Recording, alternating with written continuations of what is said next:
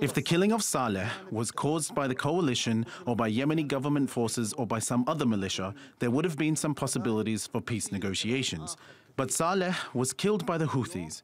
So there is no other way out but to continue fighting against the Houthis. Right now, peace in Yemen seems as far away as ever. The Arab nation is in the middle of a brutal civil war. Thousands have been killed and millions of children need urgent medical assistance. And then there's a cholera epidemic. And you'd think things couldn't get much worse. But just days ago, Houthi rebels killed their former president and ally, Abdullah Saleh, plunging the country into further unrest. The last few days have seen some of the fiercest fighting since the conflict began almost 3 years ago. So, what are the prospects for peace in Yemen? Well, who better to ask than my guest today, who won the Nobel Peace Prize in 2011 for her peace-building work in Yemen, Tawakkul Karman. Good to have you on the program. Thanks for joining us on the Newsmakers. Thank you, Amran. He is the man that you and so many others initially rose up against in the late 2000s and culminating in 2011. Abdullah Saleh, he's dead now. The Houthis killed him. How do you feel about that? It's a tragedy. It's really, we didn't wish this for him. We made a great peaceful revolution against him. We forced him to leave the authority peacefully. We gave him the chance for build Yemen with us during through his ruling party in the transitional period. We allowed them to participate with us in the leading the government, in national dialogue, in writing the draft of constitution. But unfortunately, he chose to destroy everything. Every peace chance that we offer to him and every peace chance that we want to build our country. He allied with the militia of al-Houthi that's backed from Iran, and he used to play, to dance with the snakes, and at the end the snakes killed him. 2011 was a very optimistic time for the whole region, from Yemen all the way west across to Tunisia, right? Across the region. Your Nobel Prize meant so much to so many people. Yeah. You were the youngest at the time, you were the first Arab woman, and it symbolized all that hope that people had in the region.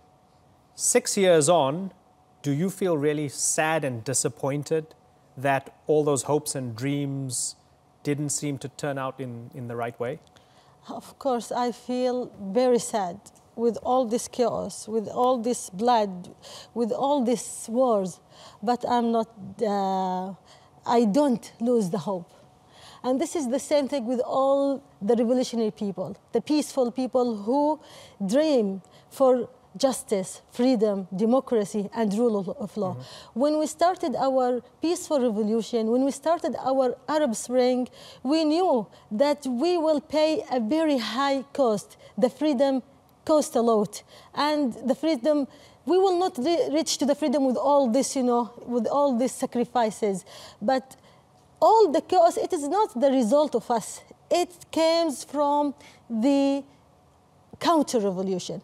It comes from the conflict between regional forces, from Iran one hand and from Saudi and Emirates from other hand, and also from the absence and the silence and the conspiracy of the international community of the West. They don't want us to reach to the democracy. They don't want us to win in our battle for freedom and equality and rule of law. And we are not the cause of all this deterioration. We are the cause of the dream of people for freedom and justice and democracy. We are the cause of the peaceful struggle that forced Ali Saleh to live peacefully, Mubarak to live peacefully, Ben Ali to live peacefully, and we will be the cause who will build our countries, and who will win in the end. The victory for the people is our destiny. So this is the rule of all the revolution around all of the world. It's the history of all the revolutions in all the history, in all our, in all the centuries. Right. So every revolution followed by counter-revolution.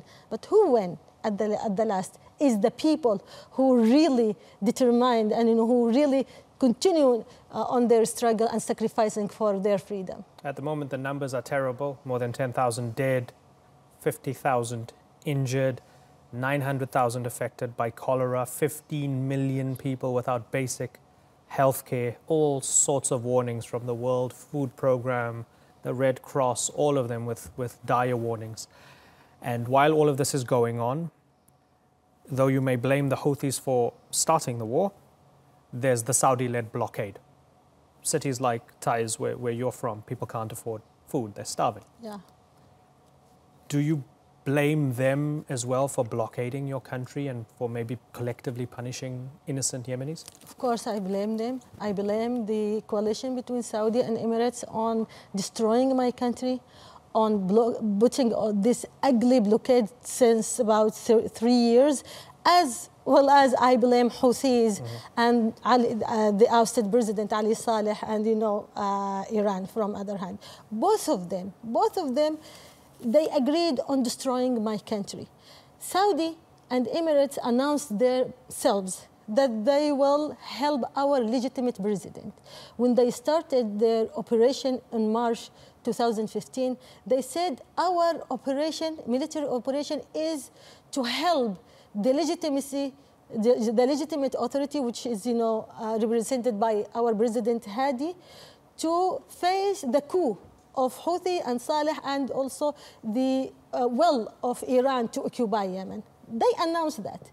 But the reality that they don't deal as the one who help Yemenis, as the one who held the legitimate president. Now, our president, our legitimate president, that they are claim that they are helping him, now he is in house arrest in Riyadh. Do you believe that? I believe that, and I am the one who announced that.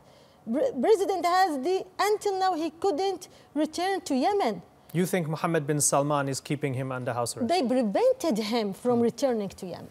They preventing him, they denying him, they didn't allow him to take the plane in Eid al-Adha to go to Yemen just to have prayer of Adha, of Eid al-Adha in Yemen. So they prevent him to return to Yemen. They occupied our land. Look, Imran, in Yemen now we have 70% of Yemen is liberated land now. Most of the important part of the 70% is under the occupation of Emirates with the silence of Saudi. Now, they occupied our ports, our airports, our lands, and they create militia in this 70% liberated cities. So if they are really with the Yemenis, if they are really with the legitimate president, they should let our president to return to Aden, the temporary capital, to rule Yemen, to rule the 70% of the liberated provinces. And second, they have to leave all the territories that they are occupying. And third, they have to stop their dealing and supporting the militia that they created. This is if they are really want peace for Yemen, if they are really want to help Yemen. This is one very important gate for stopping this war. And other side, which is now the very important question: what is next after Ali Saleh death? What do you think is next? A lot of things, but the most important thing now is the GBC, which is the party of the Ali Saleh. They have to forget that they are the party of the dictator. They have to represent themselves as a national party who will be with the Yemenis on building new Yemen, who will implement with Yemenis the national dialogue, the outcomes that they sign on it, who will work with all Yemenis, with all parties to put the constitution draft in the to referendum. That is very important for the GBC. Who will refuse to be inherited by the family of Ali Saleh. That is very important. Right. This party shouldn't be inherited by the family of Ali Saleh, and this party shouldn't inherit the policy and agendas of Ali Saleh. This is number one. Number two, President Hadi and the government and the parties that support his legitimacy, they should open the gate for dialogue, the gate for